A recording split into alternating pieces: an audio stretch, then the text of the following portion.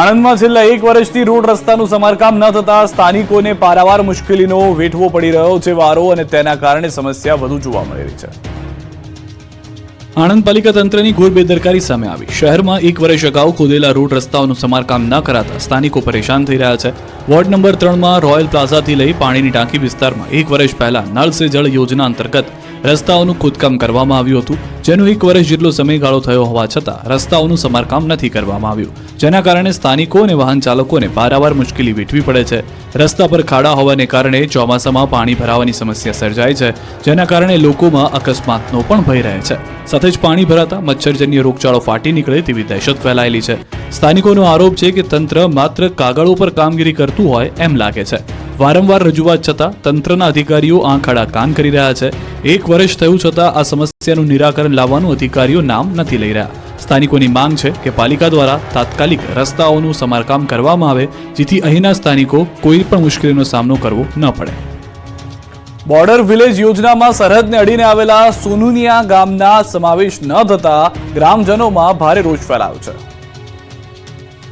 ડાંગ જિલ્લામાં વહીવટીતંત્રે border village યોજનામાં જિલ્લાના કુલ 43 ગામોનો સમાવેશ કર્યો। બોર્ડરને અડીને આવેલા સોનુનિયા ગામનો સમાવેશ ન થતા ગ્રામજનોમાં રોષનો માહોલ છે। સોનુનિયા ગામ બોર્ડરને અડીને આવેલ હોવા છતાં પણ અધિકારીઓ દ્વારા વિલેજ બોર્ડરમાંથી કાઢી નાખતા ગ્રામજનોમાં ભારે રોષ વ્યાપ્યો છે, જેને લઈને ગ્રામજનો દ્વારા TSP આહવા ડાંગને અરજી કરવામાં આવી, પરંતુ તેનો પણ આજ દિન સુધી કોઈ નિર્ણય ન મળતા ગ્રામજનોએ આખરે મીડિયાનો સહારો લીધો। સ્થાનિકોનો આરોપ છે કે તેમનું ગામ ગોટિયામાળ ગ્રુપ પંચાયતમાં આવે છે અને જેમાં 5 ગામનો સમાવેશ છે। 5 પૈકી હુંબાપાડા અને બરમિયાવાડ ગામનો પણ યોજનામાં સમાવેશ કરાયો, પરંતુ સોનુનિયા ગામને યોજનાથી વંચિત રાખવામાં આવ્યું। તેમની જમીનો પણ સરહદને અડીને આવેલી છતાં ગામને બાકાત રખાયું। સ્થાનિકોનું કહેવું છે કે વારંવાર તંત્રને રજૂઆત કરવામાં આવી રહી છે, તેમના ગામનો બોર્ડર વિલેજ યોજનામાં સમાવેશ કરવામાં આવે, પરંતુ કોઈ પગલાં લેવામાં નથી આવ્યા। ગામ બોર્ડરને અડીને આવેલું છે છતાં તેનો સમાવેશ ન કરતા અધિકારીઓ સામે અનેક પ્રશ્નો ઉદ્ભવી રહ્યા છે। ત્યારે હવે સ્થાનિકોએ ચીમકી ઉચ્ચારી છે કે જો 15 થી 20 દિવસમાં બોર્ડર વિલેજ યોજનામાં તેમના ગામનો સમાવેશ નહીં કરવામાં આવે તો કલેક્ટર કચેરીનો ઘેરાવ કરવામાં આવશે। હાલ રાજ્યમાં કેવાયસીને લઈને લોકોને ભારે મુશ્કેલીનો સામનો કરવો પડી રહ્યો છે। સુરત કોંગ્રેસે અનોખો વિરોધ નોંધાવ્યો। સુરત શહેરમાં કેવાયસીને લઈને સ્થાનિકોને ભારે હાલાકીનો સામનો કરવો પડી રહ્યો છે, ત્યારે શહેર કોંગ્રેસ દ્વારા કેવાયસીની સમસ્યાને લઈને અનોખો વિરોધ નોંધવામાં આવ્યો। કોંગ્રેસ કાર્યકર્તાઓએ ડુપ્લિકેટ નોટ ઉડાવી સમગ્ર પ્રક્રિયાનો વિરોધ કર્યો। બાળકોને રમવા માટે આવતી નોટો અધિકારીના ટેબલ પર રાખી કામ કરવા માટે કોંગ્રેસે માંગ કરી, તો શહેરના લીંબાયત વિસ્તારોમાં પણ કોંગ્રેસે ભારે વિરોધ નોંધાવ્યો। મોટી સંખ્યામાં કોંગ્રેસ કાર્યકરો વિરોધ પ્રદર્શનમાં જોડાયા, જેઓએ બેનરો અને સૂત્રોચ્ચાર કરી તંત્ર સામે રોષ ઠાલવ્યો। લીંબાયત વિસ્તારમાં શ્રમિકોનો સૌથી મોટો વર્ગ લીંબાયતમાં આવેલો છે, તેમને થતી હેરાનગતિને લઈને કોંગ્રેસ વિરોધ પર ઉતરી આવ્યું છે, જેથી કોંગ્રેસના કાર્યકર્તાઓની પોલીસ દ્વારા અટકાયત કરવામાં આવી। વડોદરામાં સતત 3જા દિવસે દાદાનું બુલડોઝર ચાલ્યું। ન્યાય મંદિર સહિતના વિસ્તારોમાં ગેરકાયદે દબાણો દૂર કરાયા। વડોદરામાં ભાજપના પૂર્વ કાઉન્સિલરના પુત્રની વિસ્તારના માથાભારે બાબર પઠાણ અને તેના સાગરીતો દ્વારા કરાયેલી હત્યાના પગલે વડોદરા કોર્પોરેશન દ્વારા બુલડોઝર વાળી શરૂ કરવામાં આવી છે। ત્યારે આજે સતત 3જા દિવસે બુલડોઝરથી ગેરકાયદેસર દબાણો દૂર કરવાની કાર્યવાહી કરાઈ। શહેરના ન્યાય મંદિર વિસ્તાર અને દૂધવાલા મહોલ્લામાં કોર્પોરેશનના જેસીબીએ સપાટો બોલાવ્યો। દબાણ શાખાની કાર્યવાહીથી વેપારીઓ પોતાની લારી ગલ્લા છુપાવવા લાગ્યા હતા, પરંતુ ડીસીપી લીના પાટીલ અને પોલીસ ટીમે શેરી ગલીઓમાં ઘૂસીને લારી ગલ્લા જપ્ત કર્યા હતા। સમગ્ર પ્રક્રિયામાં મોટો પોલીસ કાફલો તૈનાત કરાયો હતો। મહત્વનું છે કે ગઈકાલે પણ મચ્છીપીઠ, નાગરવાડા રોડની લારીઓ, શેડ સહિતના દબાણો દૂર કરવામાં આવ્યા હતા। પાલિકા દ્વારા ફતેપુરા, કુંભારવાડા, તાંદલજા વિસ્તારમાં પણ દબાણો દૂર કરવાની કાર્યવાહી હાથ ધરવામાં આવી હતી। ચુસ્ત પોલીસ બંદોબસ્ત હેઠળ હાથ ધરાયેલી આ કાર્યવાહી સમયે સ્થાનિક લોકોના ટોળે ઉમટી પડ્યા હતા। 3 દિવસથી ચાલી રહેલી દબાણો પર કાર્યવાહીથી સ્થાનિકોમાં તંત્ર સામે ભારે રોષ ફેલાયો છે। અમદાવાદમાં કાગડાપીઠમાં હત્યાના આરોપીઓને પોલીસે કાયદાનો પાઠ ભણાવ્યો। આરોપીઓ જાહેરમાં માફી માંગતા નજરે પડ્યા। પોલીસનો બહુ ડર છે, ખાલી પોલીસ જ બાપ છે, કોઈ બાપ નથી। અમદાવાદના કાગડાપીઠમાં હત્યાને અંજામ આપનાર હત્યારાઓ હવે જાહેરમાં માફી માંગતા નજરે પડ્યા। પોલીસે આરોપીઓનું સરઘસ કાઢ્યું, સાથે જ ઘટનાનું રિકન્સ્ટ્રક્શન પણ કર્યું। પોલીસે આરોપીઓને કાયદાનો પાઠ ભણાવતા આરોપીઓ લંગડાતા ચાલતા કેમેરામાં કેદ થયા। મહત્વનું છે કે તાજેતરમાં બુટલેગર દ્વારા કાગડાપીઠ વિસ્તારમાં યુવકને છરીના ઘા મારી મોતને ઘાટ ઉતારવામાં આવ્યો, જેને લઈ પોલીસ સામે પણ સવાલો ઊભા થયા। હત્યાને લઈ ભારે વિરોધ અને લોકોમાં રોષ પણ જોવા મળ્યો। મૃતકના પરિચિત લોકોએ પોલીસ સ્ટેશનનો ઘેરાવ કર્યો। સમગ્ર ઘટનામાં કાગડાપીઠના પોલીસ સ્ટેશનના પીઆઈને પણ સસ્પેન્ડ કરાયા હતા। મહત્વનું છે કે બુટલેગરોએ અદાવતમાં હત્યા કર્યાનો આરોપ છે। અમદાવાદમાં છેલ્લા ઘણા સમયથી ગુનાખોરીની ઘટનાઓમાં સતત વધારો થઈ રહ્યો છે, જેને લઈ પોલીસ એક્શનમાં આવી છે. અમદાવાદમાં છેલ્લા કેટલાક દિવસોથી લૂંટ, હત્યા, ફાયરિંગ અને મારામારીની ઘટનાઓમાં સતત વધારો થઈ રહ્યો છે, જેને લઈને શહેર પોલીસના નાઇટ પેટ્રોલિંગ અને સબ સલામતના દાવા સામે સવાલ ઊભા થઈ રહ્યા છે. શહેરમાં કાયદો વ્યવસ્થાની સ્થિતિ કથળતા જ પોલીસે મોડે એક્શનમાં આવી હોય એમ લાગી રહ્યું છે. છેલ્લા કેટલાક દિવસથી શહેરના અલગ અલગ વિસ્તારોમાં કોમ્બિંગ શરૂ કર્યું. શહેરના કાગડાપીઠ, અમરાઈવાડી, ઓઢવ, ખોખર સહિતના વિસ્તારોમાં પોલીસની ટીમો રાત્રે કોમ્બિંગ કરી રહી છે. શંકાસ્પદ વ્યક્તિઓની પૂછપરછ કરવામાં આવી રહી છે. જોકે પોલીસને કોમ્બિંગમાં કેટલીક સફળતા પણ મળી છે. પોલીસે કોમ્બિંગ દરમિયાન પ્રોહિબિશનના 36 કેસ, મોટર વ્હીકલ એક્ટના 8 કેસ, તડીપાર થયેલ 7 કેસ, જુગારનો 1 કેસ, 2 આરોપી વોન્ટેડ અને 26 હત્યા સાથે આરોપીઓને ઝડપી લીધા છે. જોકે સવાલ એ છે કે શું રાત્રે કોમ્બિંગ કરવાથી ગુનાખોરીની ઘટનાઓ પર અંકુશ મેળવી શકાશે કે પછી પોલીસ અસામાજિક તત્વોને પાઠ ભણાવવા માટે કોઈ નક્કર કાર્યવાહી કરશે? સવાલ એ પણ છે કે આખરે પોલીસ કોમ્બિંગ કેટલા દિવસ ચાલશે. રાજકોટ સિવિલની વધુ એક બેદરકારીનો વિડીયો જોવા મળ્યો છે, જેણે હોસ્પિટલ તંત્ર સામે સવાલ ઊભા કરી દીધા છે. આ દ્રશ્યો રાજકોટ સિવિલના છે, જ્યાં એક દર્દી રીતસરનો રઝળતા હોવાનો વિડીયો જોવા મળ્યો, જેને લઈ હોસ્પિટલ તંત્ર પર સવાલો ઊભા થયા. દર્દી ઈજાના કારણે કણસી રહ્યો હતો, પરંતુ તેને કોઈ સારવાર આપવામાં આવી નહોતી. એટલું જ નહીં, દર્દીને કોઈ બેડ પણ નહોતો અપાયો. દર્દી જમીન પર રઝળતી રહ્યો હતો. આખરે ત્યાં હાજર એક જાગૃત નાગરિકે ડોક્ટરને જાણ કરી તેની સારવારની વ્યવસ્થા કરાવી. વિડીયોમાં એ પણ ઉલ્લેખ કરવામાં આવી રહ્યો છે કે તે પહેલા ટ્રોમા સેન્ટરમાં દાખલ હતો અને ત્યાંથી તેની પાટાપિંડી કરી જનરલ વોર્ડમાં રઝળતો મૂકી દેવામાં આવ્યો હતો. હોસ્પિટલની બેદરકારીનો વિડીયો સામે આવતા જ પીઆરઓ હેતલ કેડાનું નિવેદન સામે આવ્યું છે. તેમણે કહ્યું કે એમએલસી કેસ અંતર્ગત દર્દીને સિવિલમાં દાખલ કરાયો. વોર્ડ નંબર 2 ખાતે દાખલ દર્દી અંગે અમારે ત્યાં ચાલ્યા ગયાની નોંધ કરવામાં આવી છે. દર્દી ખરેખર કેવી રીતે વોર્ડની બહાર પહોંચ્યો તેમજ સમગ્ર મામલાની સત્યતા શું છે તે જાણવા સીસીટીવી ફૂટેજ મંગાવવામાં આવ્યા છે. સત્ય બહાર આવ્યા બાદ જો કોઈ ખરેખર જવાબદાર હશે તો તેમના વિરુદ્ધ નિયમ મુજબની કાર્યવાહી કરાશે. સુરત જિલ્લામાં બ્લડની અછત વચ્ચે ચોંકાવનારા દ્રશ્યો જોવા મળ્યા. બારડોલીમાં 800 જેટલા બ્લડ સેમ્પલ ફેંકી દીધા હોવાની ઘટના જાણવા મળી. સુરત શહેર અને જિલ્લામાં લોહીની અછત વચ્ચે બ્લડના સેમ્પલ રઝળતા જોવા મળ્યા. બારડોલીના ભામૈયા ગામે 700 થી 800 જેટલા બ્લડ સેમ્પલ કોથળામાં ભરી ફેંકી દીધા હોવાની ઘટના જોવા મળી. સમગ્ર ઘટનાની જાણ કોંગ્રેસ આગેવાનોને થતાં જ તેઓ પોલીસને માહિતી આપી હતી. બાદમાં પોલીસ અને ઉચ્ચ અધિકારીઓ ઘટના સ્થળે પહોંચી તપાસ હાથ ધરી. બ્લડ સેમ્પલનો જથ્થો જપ્ત કર્યો. પ્રાથમિક રીતે બ્લડ સેમ્પલ કોઈ વાહનમાંથી પડી ગયા હોય તેવી આશંકા સેવાઈ રહી છે. આ તરફ પોલીસે સમગ્ર ઘટનાને લઈને તપાસનો ધમધમાટ શરૂ કર્યો છે. આરોગ્ય વિભાગ અને મામલતદારની ટીમોએ પણ કાયદેસરની કાર્યવાહી હાથ ધરી છે. મહત્વનું છે કે સુરત શહેર અને જિલ્લાની બ્લડ બેંકોમાં પણ હાલ બ્લડની અછત વર્તાઈ રહી છે, જેને લઈ લોકોને રક્તદાન કરવા આગળ આવવા અપીલ પણ કરવામાં આવી રહી છે. આ પરિસ્થિતિમાં મોટી સંખ્યામાં બ્લડ સેમ્પલ રસ્તા પર મળી આવતા તંત્ર સામે પણ સવાલ ઊભા થયા છે. બ્લડની અછત હોવા છતાં શા માટે પૂરતી તકેદારી રાખવામાં નથી આવતી? સવાલ તો એ પણ છે કે બ્લડના સેમ્પલ કોઈ જાણી જોઈને રસ્તા પર ફેંકી દીધા કે વાહનમાંથી પડી ગયા? જો મોટી માત્રામાં બ્લડના સેમ્પલ વાહનમાંથી પડી ગયા હોય તો પણ તે મોટી બેદરકારી જ ગણાય. ભરૂચના અંકલેશ્વરમાં કારમાં આગ મામલે મોટો ખુલાસો થયો. 2 મહિલાઓએ કારને આગ ચંપી કરી હોવાનું સીસીટીવીમાં જોવા મળ્યું. અંકલેશ્વરના ગાર્ડન સિટી વિસ્તારમાં પાર્ક કરેલી કારમાં આગ લાગતા અફરાતફરી મચી હતી. કારમાં આગ લાગતા કાર આગમાં બળીને ખાખ થઈ હતી. જો કે આગ કયા કારણોસર લાગી તે અનેક સવાલો ઊભા થઈ રહ્યા છે. પરંતુ જ્યારે નજીકના સીસીટીવીથી તપાસ કરવામાં આવી તો ચોંકાવનારો ખુલાસો જોવા મળ્યો. 2 મહિલાઓ કારને આગ ચંપી કરતી હોવાનું સીસીટીવીમાં કેદ થયું. તપાસમાં એ પણ સામે આવ્યું કે 2 દિવસ પહેલા મહિલાઓ સાથે માથાકૂટ થઈ હતી, જેની અદાવત રાખી રાત્રે મહિલાઓએ કારને આગ લગાવી દીધી. સીસીટીવીમાં પણ સ્પષ્ટ રીતે જોઈ શકાય છે કે 2 મહિલા પોતાનું 2 વ્હીલર પર આવે છે અને શાતિર રીતે કારને આગ ચાંપી ત્યાંથી ફરાર થઈ જાય છે. આ તરફ ગાર્ડન સિટી વિસ્તારના સ્થાનિકોનો આરોપ છે કે આ મહિલાઓથી તેઓ પરેશાન થઈ ગયા છે. તેઓ વારંવાર સ્થાનિકો સાથે માથાકૂટ કરી તેમને પરેશાન કરે છે. એટલું જ નહીં, આ મહિલા તેમના બાળકોનું કિડનેપ કરવાની પણ ધમકી આપી રહ્યા છે. ત્યારે આ સમગ્ર મામલે તાલુકા પોલીસે ફરિયાદ નોંધી સીસીટીવીના આધારે મહિલાઓની ધરપકડ માટે કવાયત હાથ ધરી છે. રાજ્યમાં 4 પગનો આતંક સતત વધી રહ્યો છે. રહેણાંક વિસ્તારમાં દીપડાના આટાફેરાથી ભયનો માહોલ છવાયેલો છે. કેટલાક દિવસોથી રાજ્યમાં હિંસક પ્રાણીઓએ હાહાકાર મચાવ્યો છે. આજે બારડોલી અને ગીર સોમનાથમાં દીપડાએ દેખા દીધી. રહેણાંક વિસ્તારમાં દીપડા ઘૂસી જતા લોકોમાં ફફડાટ ફેલાયો. તો બીજી તરફ છેલ્લા કેટલાક દિવસોમાં જંગલ છોડીને ગ્રામ્ય વિસ્તારમાં સિંહોના આટાફેરાના પણ દ્રશ્યો કેમેરામાં કેદ થયા. ગીર સોમનાથના ઉનામાં આવેલા રફાળેશ્વર મંદિર નજીક દીપડાની દસ્તકથી લોકોમાં દહેશત ફેલાઈ છે. શિકારની શોધમાં દીપડો રહેણાંક મકાનમાં ઘૂસી ગયો. દીપડાના આટાફેરા નજીકના સીસીટીવીમાં પણ કેદ થયા. દ્રશ્યોમાં જોઈ શકાય છે કે અચાનક દીપડો રહેણાંક સોસાયટીના મકાનની દિવાલ પર શિકારની શોધમાં ઘૂસી આવે છે. આ દરમિયાન એક શ્વાન આવે છે, જો કે એ સમયે દીપડો ત્યાંથી નાસી છૂટે છે. રહેણાંક વિસ્તારમાં દીપડાના આટાફેરાથી સ્થાનિક લોકોમાં ભયનો માહોલ જોવા મળી રહ્યો છે. તો બારડોલીના મઢી ગામે પણ ખૂંખાર દીપડાનો કહેર જોવા મળ્યો. મઢી વાસુકુઈ રોડ પર રાત્રિના સમયે દીપડો લટાર મારતો વિડીયોમાં જોવા મળ્યો. રસ્તા પરથી દીપડો પસાર થઈ રહ્યો હતો ત્યારે વાહન ચાલકે તેને કેમેરામાં કેદ કર્યો. સ્થાનિકો વન વિભાગને જાણ કરી દીપડાને પાંજરે પૂરવા માંગ કરી રહ્યા છે. રાજ્યમાં તસ્કરો બેફામ બન્યા છે. પોલીસને જાણ હોવા છતાં પડકાર ફેંકતા હોય એમ એક પછી એક ઘટનાઓ ચોરીની જોવા મળી રહી છે. મોરબીમાં માઇક્રો ફાઇનાન્સની ઓફિસમાં ચોરીની ઘટનાનો પોલીસે ભેદ ઉકેલ્યો છે. 15 નવેમ્બરના રોજ તસ્કરોએ માસ્ટર કીથી ઓફિસનું શટર ખોલી ઓફિસમાં પ્રવેશ કર્યો. તસ્કરો 7 લાખથી વધુની ચોરીને અંજામ આપી ફરાર થયા.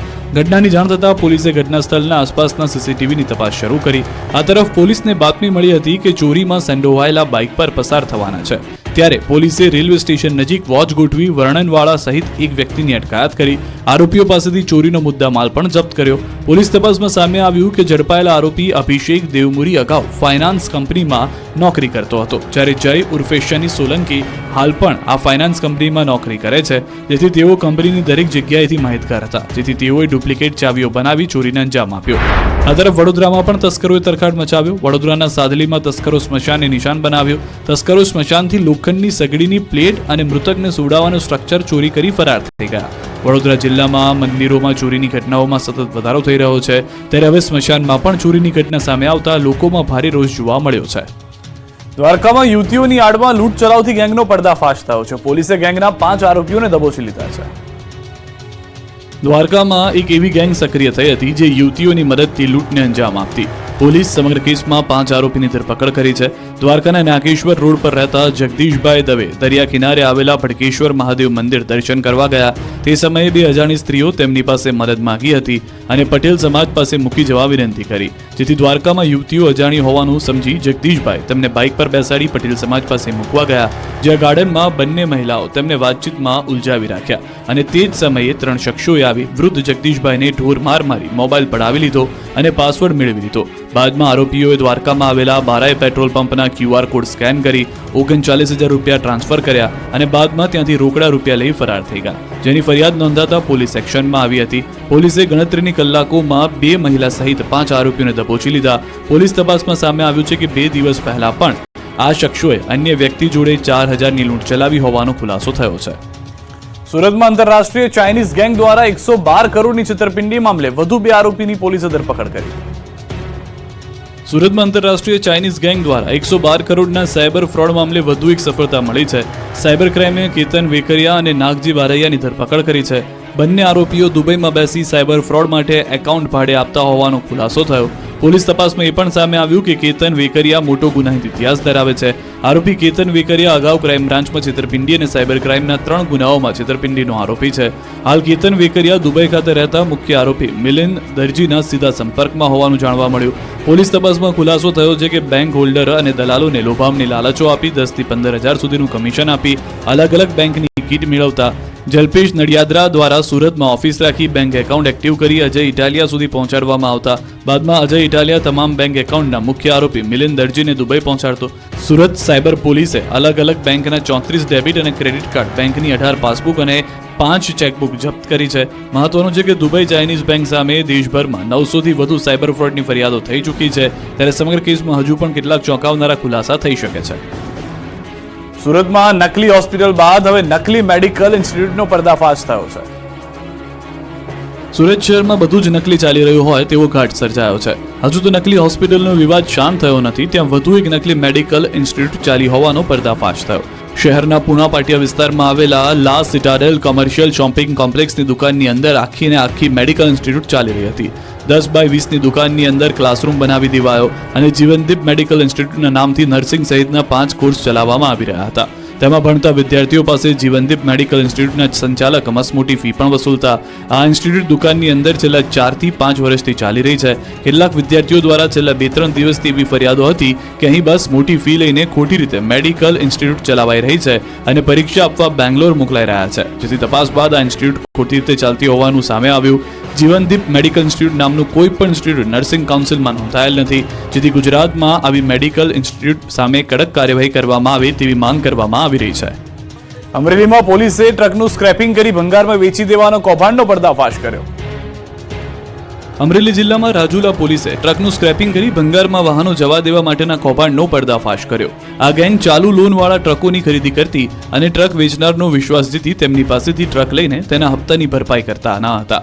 ત્યારબાદ ટ્રકને ભંગારમાં વેચી દેતા નરેશ સોલંકીએ અલી અસગર, હુસેન લોટિયા, પંકજ ઉર્ફે બાલા અને ઇસ્માઇલ ઉર્ફે પપલુ સામે ફરિયાદ નોંધાવી હતી. તેમનો આરોપ છે કે ટ્રકના 5,53,000ના બાકી હપ્તાના ચેક નહીં આપતા આરોપીઓ ટ્રકને ભંગારમાં સ્ક્રેપિંગ માટે દીપક ઉર્ફે કાલાને વેચી દીધી.